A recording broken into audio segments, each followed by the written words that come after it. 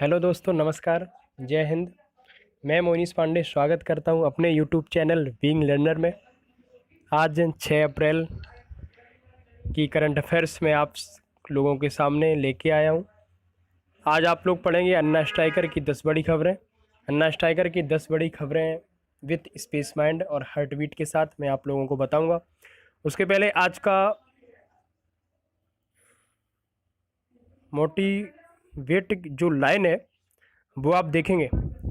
एक बात आपने दोस्तों पढ़ी होगी कि उम्मीद, कहते हैं कि उम्मीद जिंदा रखना चाहिए। एक उम्मीद व्यक्ति को कभी खोना नहीं चाहिए। एक उम्मीद की जो किरण होती है वो हमेशा एक व्यक्ति की लाइफ में अर्थात ज़िंदगी में एक किरण होनी चाहिए।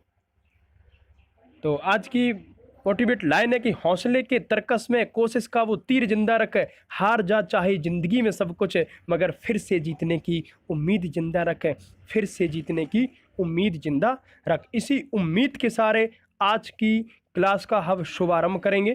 तो आज की पहली स्टार्ट करते हैं हम अन्ना स्ट्राइकर की 10 बड़ी खबरें। देखते हैं दोस्तों, कृपया वीडियो को देखने से पहले हमारा चैनल को सब्सक्राइब कर दें अगर आपने सब्सक्राइब नहीं किया हो, और वीडियो को लाइक भी कर दें। चलिए देखते हैं आज की बड़ी 10 खबरें। देश की सबसे बड़ी कार निर्माता कंपनी मारुति सुजुकी इंडियन ने कार खरीदारों को वाहन वित्त पोषण के अधिक विकल्प देने के लिए कर्नाटक बैंक के साथ साझेदारी की। दूसरा, विमानन कंपनी स्पाइस जेट ने न्यूयॉर्क स्थित वैश्विक निवेश फर्म एवेन्यू कैपिटल समूह के साथ 50 नए विमानों के वित्त पोषण, अधिग्रहण और बिक्री तथा पट्टे के लिए आरंभिक समझौता किया। तीसरा प्रश्न, देश में कोविड-19 के बढ़ते मामलों को देखते हुए 11वीं जूनियर महिला हॉकी राष्ट्रीय चैंपियनशिप को स्थगित कर दिया गया। मेघालय की न्यू शिलांग टाउनशिप में राज्य के सामाजिक कल्याण मंत्री किरमेन शाइला ने युवाओं के लिए नशा मुक्ति केंद्र की आधारशिला रखी। अमेरिका के टेक्सास राज्य में एक प्राथमिक विद्यालय का नाम भारतीय अमेरिकी सोनल भूचर के नाम पर रखा जाएगा, ताकि आने वाली पीढ़ियां शिक्षा और परोपकार के क्षेत्र में उनके योगदान को याद रख सकें। छठवीं खबर आज की, साहित्य के नोबेल पुरस्कार के लंबे समय से दावेदार रहे चीनी लेखक केन शिव और केन्याई लेखक नंगुकी या व थियांगो अंतर्राष्ट्रीय बुकर पुरस्कार के लिए नामित लेखकों में शामिल हैं। सातवीं आज की बड़ी खबर, अभिनेता रजनीकांत को 91वें दादा साहब फाल्के पुरस्कार से सम्मानित किया जाएगा। आठवां, विश्व व्यापार संगठन WTO ने कहा कि कोविड-19 महामारी के झटके के बाद वैश्विक व्यापार में मजबूत लेकिन असमान रिकवरी का अनुमान है, जिससे इस साल विश्व व्यापार 8% तक बढ़ सकता है। नौवां, उपराष्ट्रपति एम वेंकैया नायडू 6 अप्रैल को गुजरात में 25 दिन लंबी दांडी यात्रा के समापन समारोह में मुख्य अतिथि होंगे। 10वां, सरकार ने पैन को बायोमेट्रिक आधार से जोड़ने की समय सीमा 3 महीने बढ़ाकर 30 जून की।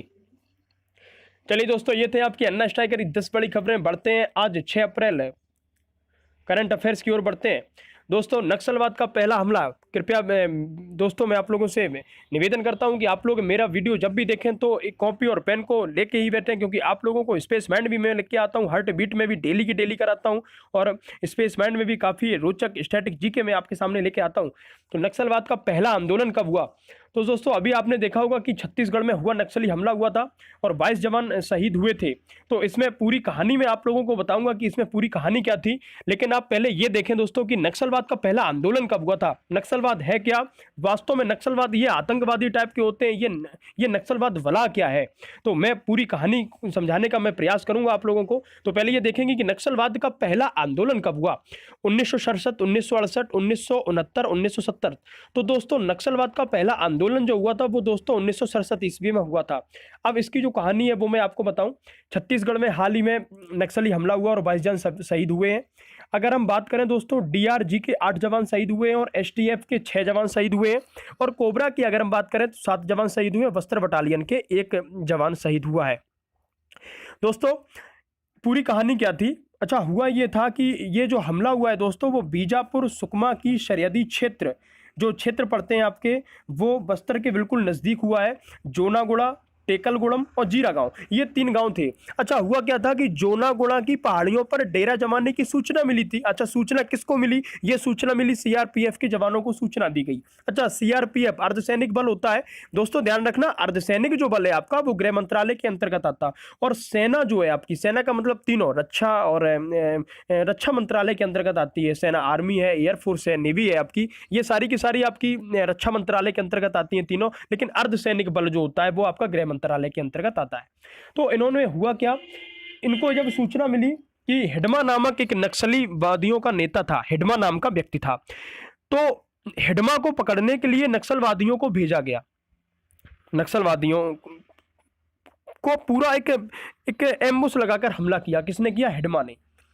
तो जब ये, उनको ये चीज मालूम चली, किसको मालूम चली? सीआरपीएफ के जवानों को मालूम चली कि यहाँ पर पहाड़ियों पर डेरा जमा हुआ है। किनका? जोनागुड़ा में नक्सलवादियों का।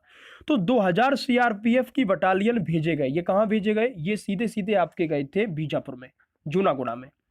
तो जब हिडमा कौन है? मैंने बताया दोस्तों, नक्सलवादियों का नेता है। हिडमा पर जो सरकार ने इनाम रखा हुआ है दोस्तों, वो 40 लाख का इनाम रखा हुआ। अब हुआ क्या, अब जब ये सीआरपीएफ के जो जवान थे, ये पूरी की पूरी जो मदद ले रहे थे दोस्तों, वो ड्रोन की सहायता से ले रहे थे। ये पूरे के पूरे दोस्तों डिपेंड जो थे, वो पूरे हमले को जो अंजाम दिया उन्होंने, वो ड्रोन के हमले को दिया। नक्सलवादियों ने बहाना बना लिया, उन्होंने ऐसा बर्ताव किया जैसे हम बिल्कुल कम संख्या में हैं। कम संख्या के बाद में आप सीआरपीएफ के जवान ये समझें कि हम कम संख्या में हैं तो हम आसानी से मारे जाएंगे, लेकिन ठीक उल्टा था। सीआरपीएफ की जो टुकड़ी थी वो 700 की टुकड़ी, 700 की टुकड़ी में बट गई। अब हुआ ये कि 700 की टुकड़ी के जो बाद वाला जो घेराव था, अब उन घेराव किसने कर लिया? हिडमा के यानी कि नक्सलवादियों ने घेराव कर लिया। अब 700 लोगों को यानी कि 2000 लोगों को घेर लिया। 2000 सीआरपीएफ के जवानों को किसने घेर लिया? हिडमा नक्सलवादियों ने घेर लिया। नक्सलवादियों ने जब घेर लिया, एम्बुश लगाकर हमला कर दिया दोस्तों। एम्बुश क्या होता? जब तीनों तरफ से हमला होता है तो उसको दोस्तों हम एम्बुश बोलते हैं। एम्बुश लगाकर हमला कर दिया, जिससे हमारे 22 जवान शहीद हो गए, जो कि बहुत बड़ी घटना है ये। अब दोस्तों बात करते हैं हम, अगर आप लोग ये सोचो क्या ये पहली घटना है, तो आप लोग टीवी में देखते रहते होंगे दोस्तों कि ये नक्सलवादियों ने ये हमला किया, नक्सलवादियों के सीआरपीएफ के जवान मारे गए। तो दोस्तों मैं आप लोगों को बता दूं, 23 मार्च को नक्सलवादियों ने ही हमारे 5 जवानों को मारा था, पुलिस के जवानों को मारा हुआ था। और दोस्तों मैं बता दूं आपको, एक और घटना जीरम घाटी की घटना हुई थी। जीरम घाटी की जो घटना हुई थी दोस्तों, इनमें जो कांग्रेस के जो बड़े बड़े लीडर थे वो जा रहे थे जीरम घाटी घटना में, जीरम की घाटी में। तो ये नक्सलवादी जो थे, नक्सलवादियों ने क्या किया था, ये जितने भी कांग्रेस के नेता थे जो आगे की पंक्ति में चल रहे थे, सीधा सीधा नक्सलवादियों ने इन पर हमला कर दिया। तो कांग्रेस के बहुत बड़े बड़े नेता मारे गए थे, जिससे काफी दिनों तक आपने देखा होगा छत्तीसगढ़ में सरकार नहीं बनी काफी लंबे समय से। 2010 की घटना भी मैं आप लोगों को दोस्तों बताऊं कि 2010 में 76 सीआरपीएफ के जवान नक्सलवादियों के द्वारा ही मारे गए थे। तो नक्सलवादियों की घटना दोस्तों ये कोई नई नहीं है, ये चली कब से आ रही है दोस्तों, मैं बताऊंगा आपको। 1967 ईस्वी से चली आ रही है। कितने जिले प्रभावित हैं इससे? लगभग दोस्तों 80 जिले ऐसे हैं जो ऐसे प्रभावित हैं इससे नक्सलवादी। पश्चिम बंगाल हो गया आपका, उड़ीसा हो गया आपका, ये जितना भी नक्सलवादी एरिया होता है ना, इसको रेड कॉरिडोर बोलते दोस्तों, रेड कॉरिडोर। अच्छा, मैं इसकी पूरी कहानी में बताऊंगा, पूरी कहानी प्लीज सुने, मजा आएगा आपको। पश्चिम बंगाल में एक गांव पड़ता है दोस्तों जिसका नाम है नक्सलवाड़ी। पश्चिम बंगाल में एक गांव है और उस गांव का नाम है नक्सलवाड़ी। हुआ क्या था, नेता, अच्छा नेता का काम क्या होता? लंबी लंबी बातें फेंकना, उन पर उन पर काम कम करना। मैं दोस्तों इसलिए कह रहा हूं क्योंकि ये जो अंजाम भुगतना पड़ता है वो हमारे सीआरपीएफ के जवानों को भुगतना पड़ता है, लेकिन जो पूरी की पूरी गलती होती है ना, वो पूरी की पूरी गलती सरकार की जिम्मेदारी है, चाहे वो केंद्र सरकार हो और चाहे वो राज्य सरकार हो। इस नक्सलवादियों के साथ में कोई भी बात नहीं करना चाहता। मैं पूरी कहानी बताऊंगा आपको। पश्चिम बंगाल में दोस्तों एक गांव था नक्सलवाड़ी।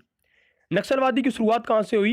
एक नेता था, साम्यवादी विचारधारा का नेता था, जिसको हम कम्युनिस्ट पार्टी बोलते हैं, के सान्याल नाम था। उसने ये मांग की, उसने मांग क्या की? उसने मांग ये की थी, हमारे प्राकृतिक संसाधन हमारे ही होने चाहिए। इसका दोस्तों मतलब ये है कि हम जिस जगह पर रहते हैं, आदिवासी हैं हम इस जंगल में रहते हैं, और सीधी सी बात है, पश्चिम बंगाल है, उड़ीसा है आपका, ये तमाम ऐसे नक्सलवादी एरिया है, यहाँ पर मिनरल्स ज़्यादा पाए जाते हैं, कोयला एवं खनिज की मात्रा बहुत ज़्यादा रहती है। तो इन्होंने सीधा सीधा कहा, आदिवासियों से उनको बरगलाया, आदिवासियों को बरगलाने का प्रयास किया। क्या बरगलाने का प्रयास किया? कि आप जंगल में रहते हैं, आप जंगल में जब रहते हैं, आपकी जगह है ये, सरकार करती क्या है, आपकी ही ज़मीन से कोयला निकालती है, खाद्यान्न निकालती है, खनिज निकालती है और विदेश में और बड़े-बड़े देशों में ले जाकर बेचती है, या यूँ कहें कि दिल्ली जैसे शहरों में या बड़ी-बड़ी वहाँ पर कंपनियाँ स्थापित करती है। आप लोगों को क्या मिलता है? तो उन्होंने माँग रखी थी, हमारे प्राकृतिक संसाधन हमारे होंगे। यहीं से दोस्तों स्टार्ट हो गया था नक्सलवाद का प्रारंभ। 3 बड़े नेता और थे दोस्तों, एक था चारू मजूमदार, दूसरा आपका था कान्हू सन्याल और तीसरा आपका था जंगल सन्याल। ये तीनों नेता भी उनके सहयोगी थे केसान न्याल के। ध्यान रखना दोस्तों, केसान न्याल। तो जब ये पूरी प्रक्रिया हुई तो आदिवासियों को जो बरगलाया उन्होंने, तो 1967 में दोस्तों हो गया आंदोलन शुरू। अब दोस्तों ध्यान देना, अब आप ये कहेंगे क्या ये सही बात है, उनको ही दे देना सही है सब कुछ? दोस्तों ऐसा नहीं होता। देश किसी एक चीज से नहीं चलता या किसी एक की मांग पूरी करने से नहीं चलता। उत्तर प्रदेश में जो चीज़ होती है वो बाहर भी जाती है। हरियाणा पंजाब खेती के लिए प्रसिद्ध है, तो उस हरियाणा पंजाब की जो कृषि है, जो कृषि खाद्यान्न है, वो पूरे देश में वो पूरे देश में बढ़ता है, पूरे देश में जाता है। महाराष्ट्र में जो जिस किसी भी चीज़ का उत्पादन होता है वो सारे राज्य इस्तेमाल करते हैं, सारे राज्यों में जाता है जहाँ कमी होती है। दोस्तों ये कहना गलत होगा, लेकिन नक्सलवादियों की भी दोस्तों गलती नहीं है। किरण बेदी जो भारत की आईपीएस अधिकारी थी, उन्होंने पहली बार ये बोला हुआ था दोस्तों, ये बोला हुआ था कि जो इतने भी आईएएस अधिकारी हैं, आईपीएस अधिकारी हैं, टॉप 80 जो टॉप अधिकारी हैं, उनको एक एक जिले में भेजा जाए और एक नीति बनाई जाए जिसको हम बोलेंगे नक्सलवादी नीति बने। लेकिन हुआ क्या दोस्तों, लेकिन ये कोई कहने के लिए तैयार नहीं है। अगर आईपीएस वहां पर पहुंचता है, आईएएस पहुंचता है, सिर्फ उसको एक चीज मिलती है, तबादला। और तबादला मिलता है। अच्छा हुआ क्या था?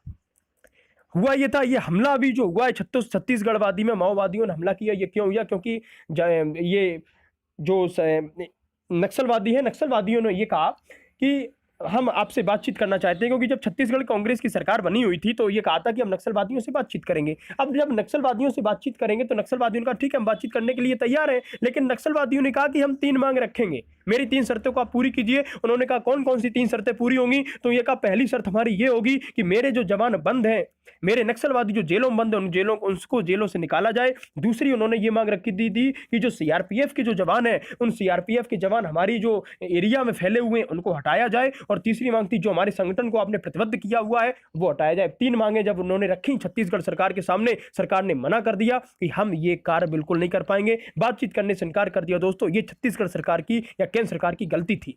गलती ये थी क्योंकि उनको बात करनी चाहिए, नक्सलवादियों से बात नहीं करोगे वो ऐसा ही करेंगे। नक्सलवादी की दोस्तों कोई भी गलती नहीं है, ये बात बिल्कुल सत्य है, क्योंकि 1967 से ये आंदोलन चला रहा है, आज दिन तक 2021 चल रही है। कोई भी सरकार, केंद्र सरकार या राज्य सरकार, कोई भी ये नहीं सोचती है कि नक्सलवादियों की बैठकर चर्चा हो और उसका हल निकले। और इसकी कीमत किसको भुगतना पड़ता है दोस्तों? हमारे सीआरपीएफ के जवानों को, हमारे पुलिस के जवानों को, हमारे जो बटालियन है उनको चुकाना पड़ता है। ये बहुत दुखद खबर है। और नेता सिर्फ टिप्पणी दे देते हैं, सिर्फ एक टिप्पणी में दुखद, मैं ये भावभीनी श्रद्धांजलि देता हूं, मैं भावभीनी श्रद्धांजलि में अर्पण करता हूं। इससे होगा क्या दोस्तों? कैंडल मार्च निकाल देते हैं या आंसू प्रकट कर देते हैं, वो एक इमोजी आती है ना, इमोजी लगा देते हैं, उस इमोजी से क्या होगा दोस्तों? अब मैं समझ रहा हूं कि आप लोगों का भी खून खोल रहा होगा कि आखिर सरकार ये चाहती क्या है। दोस्तों नेता ऐसे ही है, 1967 से 2021 तक कोई भी कारण इनसे बात नहीं करना चाहता, जबकि इन पर एक नीति बन सकती है। नक्सलवादी जितने भी ये 1967 से कितने जवान मारे गए, आंकड़े लगाए, लाखों लोग शहीद हुए, सिर्फ नक्सलवादियों ने मारे। अब दोस्तों अगर ये कहें कि नक्सलवादियों को हम खत्म क्यों नहीं कर देते, तो दोस्तों वहाँ बहुत भयंकर बड़े बड़े जंगल टाइप के हैं।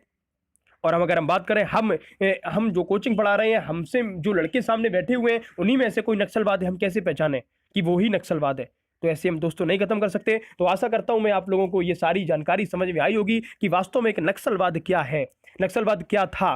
सरकार की बड़ी गलती है। किरण बेदी ने सलाह दी थी, आईपीएस अधिकारी थी, लेकिन बात नहीं मानी। कोई भी सरकार सिर्फ वोट बैंक की खातिर उसको लागू नहीं करना चाहती, उस पर बात नहीं करना चाहती।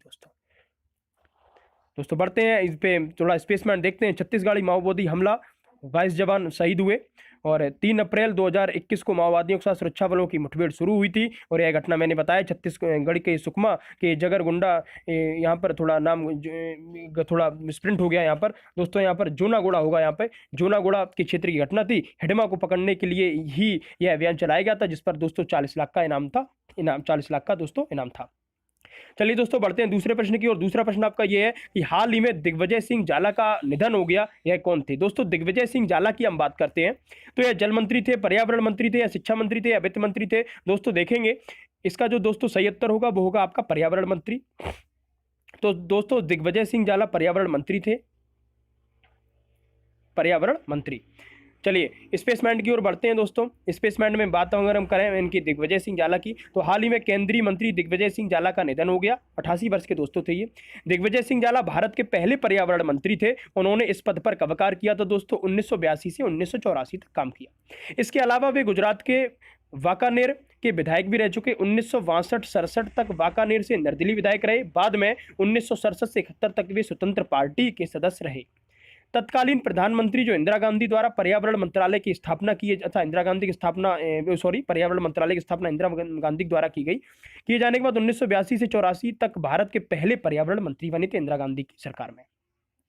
दिग्विजय सिंह जाला को भारत में वन्य जीव संरक्षण में उनकी भूमिका के लिए जाना जाता है। इसके अलावा उन्होंने कई राष्ट्रीय उद्यानों की घोषणा में भी योगदान दिया था। चलिए दोस्तों बढ़ते हैं तीसरे प्रश्न की ओर। तीसरा प्रश्न आपका ये रहा, ला पेरोज किस देश द्वारा संचालित किया जाने वाला एक रक्षा अभ्यास है दोस्तों? एक ला पेरोज, तो ला पेरोज किस देश द्वारा संचालित किया गया और एक रक्षा अभ्यास है, जिसको वैसे मैंने पासेक्स के बारे में बताया था, ठीक है, संपेक्स के बारे में बताया था। ये सभी रक्षा अभ्यास होते हैं दोस्तों। तो दोस्तों इसका जो सही उत्तर होगा वो फ्रांस, रूस या भारत या अमेरिका। तो दोस्तों इसका सही उत्तर जो होगा वो आपका होगा फ्रांस। इसका सही उत्तर दोस्तों ला पेरोज, ये आपका दोस्तों है फ्रांस, इसका सही उत्तर होगा। चलिए बढ़ते हैं स्पेसमैन की ओर। स्पेसमैन में अगर हम बात करें, फ्रांस 5 अप्रैल से 7 तक बंगाल की खाड़ी में संयुक्त सैन्य अभ्यास ला पेरोज का संचालन करेगा। 5 फ्रांस करेगा बंगाल की खाड़ी में। भारत इस अभ्यास में अपने कुछ कांड भागीदारों ऑस्ट्रेलिया, जापान और अमेरिका के साथ हिस्सा लेगा। 3 देशों के साथ हिस्सा लेगा भारत, ऑस्ट्रेलिया, जापान और अमेरिका। चलिए दोस्तों बढ़ते हैं चौथे प्रश्न की ओर। चौथा प्रश्न आपका ये रहा, भारत का कौन सा राज्य चिरंजीवी स्वास्थ्य बीमा योजना के तहत हर परिवार को स्वास्थ्य बीमा देने वाला भारत का पहला राज्य बना? सरल प्रश्न है। चिरंजीवी स्वास्थ्य बीमा योजना दोस्तों राजस्थान की है। दोस्तों बढ़ते हैं यहाँ पे स्पेसमैन की ओर। राजस्थान राज्य हाल ही में चिरंजीवी स्वास्थ्य बीमा योजना के तहत परिवार को स्वास्थ्य बीमा देने वाला भारत का पहला राज्य बन गया। यहाँ हर परिवार को सालाना 5 लाख रुपए तक का स्वास्थ्य बीमा मिलेगा। दोस्तों हार्टबीट मैंने 4 बताई थी, आज हार्टबीट 5 के बारे में मैं वर्णन करूंगा। कल मैं राष्ट्रीय खेल से जितने भी संबंधित कप हैं और ट्रॉफी हैं वो मैं हार्टबीट में लेके आ रहा हूँ। तो यहाँ पर हॉकी से संबंधित देखेंगे, हॉकी में कौन कौन से कप दिए जाते हैं। आगा खा कप दोस्तों हॉकी से संबंधित है आपका। बेगम रसूल ट्रॉफी आपकी महिला में दी जाती है, बेगम रसूल ट्रॉफी, ये आपकी दोस्तों हॉकी से संबंधित है। आगा खा कप भी आपका हॉकी से संबंधित है दोस्तों। चलिए बढ़ते हैं आगे। महाराणा रणजीत सिंह आपकी जो ट्रॉफी है वो भी आपकी दी जाती है। नेहरू ट्रॉफी आपकी है, ये भी नेहरू ट्रॉफी भी आपकी हॉकी में दी जाती है। सिंधिया गोल्ड कप ये भी आपका हॉकी में है।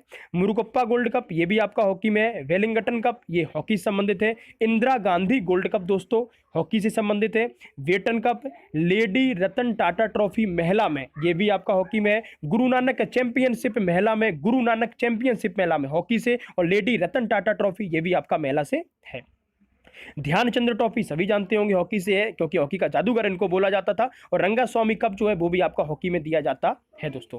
चलिए बढ़ते हैं अब 5वें प्रश्न की ओर। 5वां प्रश्न है, द्रोणाचार्य अवार्ड से सम्मानित किस प्रतिष्ठित निशानेबाज कोच का 79 वर्ष की उम्र में निधन हो गया दोस्तों अच्छा प्रश्न है। द्रोणाचार्य अवार्ड से सम्मानित थे, निशानेबाज थे, कोच थे, ये 79 वर्ष की उम्र में इनका निधन हो गया। तो दोस्तों इसका जो सही उत्तर होगा वो होगा आपका संजय चक्रवर्ती। चलिए बढ़ते हैं दोस्तों 6वें प्रश्न की ओर। 6वां प्रश्न है आपका, हाल ही में भगवती सिंह का हुआ निधन, यह कौन है?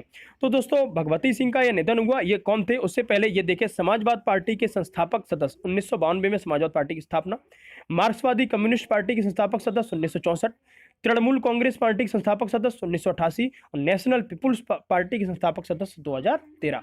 चलिए यहाँ पर देखेंगे, ये समाजवाद पार्टी के संस्थापक और सदस्य यूपी के पूर्व मंत्री भगवती सिंह थे, इनका निधन हो गया।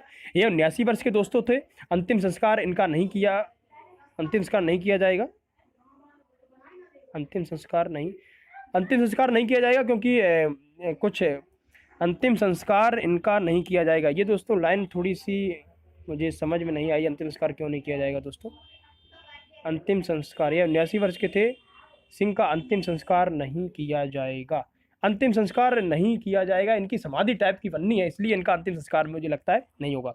उन्होंने किंग जॉर्ज मेडिकल यूनिवर्सिटी को अपना शरीर, हाँ ये नीचे लिखा हुआ है दोस्तों फैक्ट, उन्होंने किंग जॉर्ज मेडिकल यूनिवर्सिटी को अपना शरीर दान करने का संकल्प लिया था। बड़ी बात है, किसको? किंग जॉर्ज मेडिकल यूनिवर्सिटी को अपना शरीर दान करने का संकल्प लिया था। दोस्तों इनमें कुछ भारतीय जनता स्थापना भी देख लें। दोस्तों पूछे भारतीय जनता पार्टी की स्थापना 1980, बहुजन समाजवाद पार्टी की स्थापना 1984, मार्क्सवादी कम्युनिस्ट पार्टी ये 1964 में। आगे देखेंगे भारतीय कम्युनिस्ट पार्टी 1925, भारतीय राष्ट्रीय कांग्रेस आईएनसी सब लोग जानते हैं 1885 एवं के नेतृत्व में, राष्ट्रीय कांग्रेस पार्टी एनसीपी 1999 में स्थापना हुई थी, और तृणमूल कांग्रेस दीदी की पार्टी जो पार्टी अभी मुख्यमंत्री है 1998, और National People's Party Jammu Kashmir की ये आपकी 2013 में। दोस्तों बढ़ते हैं सातवें प्रश्न की, और सातवां प्रश्न आपका ये रहा, निम्न में से किस ऑस्ट्रेलियाई खिलाड़ी ने मियामी ओपन टेनिस का खिताब दूसरी बार जीत लिया? अच्छा प्रश्न है। तो इसका दोस्तों उत्तर जो होगा वो एस्ले बार्टी होगा, एस्ले बार्टी। दोस्तों इसका एस्ले बार्टी, जिन्होंने क्या किया, ऑस्ट्रेलिया खिलाड़ी ने मियामी ओपन टेनिस का खिताब जीता। चलिए दोस्तों स्पेसमेंट की ओर देखते हैं। नंबर 1, ऑस्ट्रेलिया की एस्ले बार्टी ने मियामी ओपन का खिताब जीत लिया है। महिला सिंगल्स के फाइनल में कनाडा की बियांका ऑन्द्रेस्कू चोट के कारण मैच पूरा नहीं कर सकी। टेनिस खिलाड़ी बार्टी लगातार दूसरी बार टूर्नामेंट का खिताब जीता। 2019 के फाइनल में बार्टी ने कैरोलिना प्लिस्कोवा को हराकर गीतकार अवार्ड भी जीता न था, यानी गीतकार अवार्ड भी इनको दिया गया था। दोस्तों ध्यान रखना एस्ले बार्टी को। चलिए दोस्तों बढ़ते हैं हार्ट बीट चेक की ओर, देखते हैं हार्ट बीट। मैं आपके सामने दोस्तों हार्ट बीट लेके आता हूं। हार्ट बीट देखेंगे, नरेंद्र मोदी को अंतर्राष्ट्रीय पुरस्कार कितने मिले हैं? ध्यान रखना दोस्तों, अच्छा प्रश्न है ये। नरेंद्र मोदी को कितने अंतर्राष्ट्रीय पुरस्कार मिले उनको देखेंगे। पहला दोस्तों ध्यान देना, Bahrain the king Hamad order of the Renaissance, UAE order of Zayed, फलस्तीन के द्वारा grand collar of the state of फलिस्तान, अफगानिस्तान में आमिर अमुन्नल्लाह खान पुरस्कार, सऊदी अरब के द्वारा किंग अब्दुल अजीज शाह पुरस्कार, मालदीव के द्वारा रूल ऑफ निशान इजुद्दीन, यूएनईपी के द्वारा दोस्तों champions of the earth award, दक्षिण कोरिया के द्वारा दोस्तों सियोल शांति पुरस्कार, और रूस के द्वारा दोस्तों Order of Saint Andrew the Apostle पुरस्कार, और दोस्तों विल और मेलिंडा गेट्स फाउंडेशन हाल ही में दिया गया था ग्लोबल गोलकीपर अवार्ड के द्वारा इनको दिया गया था। अब दोस्तों इंपॉर्टेंट थे कि नरेंद्र मोदी को अब तक कितने अवार्ड मिले वो आपको सामने थे। बढ़ते हैं दोस्तों अगले प्रश्न की ओर। अगला प्रश्न दोस्तों था कि हाल ही में किस देश की सरकार ने सभी सार्वजनिक यातायात निलंबित करने की घोषणा की? तो दोस्तों इसका बांग्लादेश, भारत, पाकिस्तान या नेपाल। दोस्तों इसका जो सही उत्तर होगा, हाल ही में किस देश की सरकार ने सभी सार्वजनिक यातायात निलंबित करने की जो घोषणा की है, दोस्तों इसका सही उत्तर बांग्लादेश होगा आपका। बढ़ते हैं इसमें फैक्ट में बताता हूँ आपको कि बांग्लादेश सरकार ने सभी सार्वजनिक यातायात निलंबित करने की घोषणा की। क्यों हुई वो आप लोग जानते हैं सभी लोग। देश में 5 अप्रैल शुरू हो रही लॉकडाउन, कोरोना ने जीना दुर्भर कर दिया दोस्तों। तो देश में 5 अप्रैल से शुरू हो रहे लॉकडाउन के दौरान सड़क, जल, रेल यातायात और घरेलू उड़ानों पर रोक रहेगी बांग्लादेश सरकार के एक नए आदेश में कहा कि लॉकडाउन के दौरान माल परिवहन और आपात सेवाओं को छूट। बांग्लादेश दोस्तों याद होगा ना, बांग्लादेश शेख हसीना का क्षेत्र है। बांग्लादेश, पूरा बांग्लादेश शेख हसीना के कब्जे में चल रहा है दोस्तों। 9वां, निम्न में से किस देश ने हाल ही में हांगकांग की चुनावी प्रणाली में बड़े परिवर्तन के लिए विवादास्पद प्रस्ताव को मंजूरी दे दी है? अच्छा प्रश्न है। तो दोस्तों इसमें का जो सही उत्तर होगा वो होगा दोस्तों चीन। चलिए बढ़ते हैं, बताते हैं स्पेसमैन में। चीन ने हाल ही में हांगकांग की चुनाव प्रणाली में बड़े परिवर्तन के लिए विवादास्पद प्रस्ताव को मंजूरी दे दी है, जिसके तहत शहर की विधायिका में निर्वाचित सीटों की संख्या सीधे तौर पर आधी से लगभग 5वीं हिस्सा हो जाएगी। दोस्तों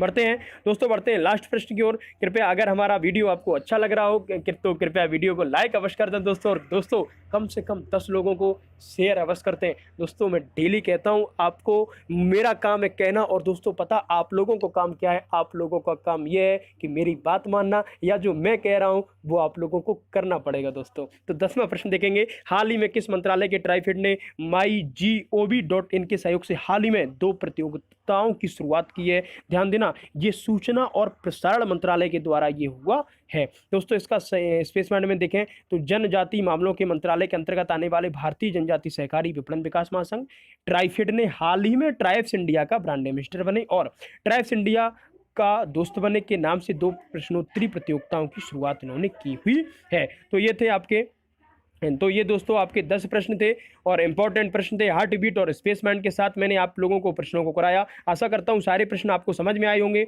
और नक्सलवाद के बारे में जो बताया वो भी आपको दोस्तों समझ में आया होगा। तो फिर एक बार ध्यान रखना, उम्मीद आपको जिंदा रखनी है, क्योंकि इस उम्मीद के सहारे ही आपको एक आग लगेगी। मिलते हैं दोस्तों कल फिर पुनः इतने ही बजे, और दोस्तों कल फिर एक नई ऊर्जा, नए जोश के साथ मिलते हैं। तब तक के लिए दोस्तों नमस्कार, और सभी लोगों को जय हिंद।